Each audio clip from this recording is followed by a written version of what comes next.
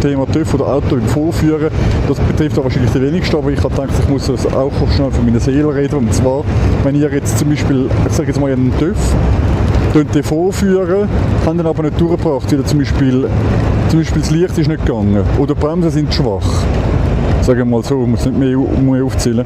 Und ihr müsst nochmal zu der Prüfung gehen, dann aber ungültig stempeln, warum auch immer, und dann wieder anmelden. Wenn ihr dann wieder anmeldet, habt ihr einen technischen Mängel.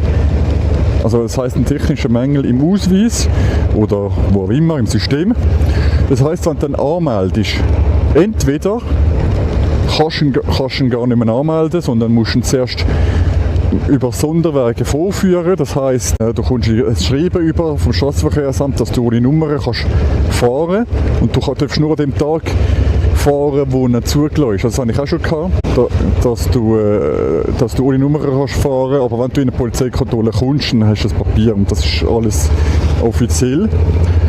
Oder, was auch kann sein, du hast technische Mängel drin und du tust ihn anmelden und innerhalb von einer Woche musst du ihn vorführen. Beziehungsweise, jetzt kann man sagen, ja, aber ist doch geil, so schnell kommt man noch nie einen Termin über. Ja, aber vielleicht kannst du ihn gar nicht fahren bis zum Vorführen, oder? Du kommst irgendeinen Termin über, aber du kannst ihn zulassen, oder?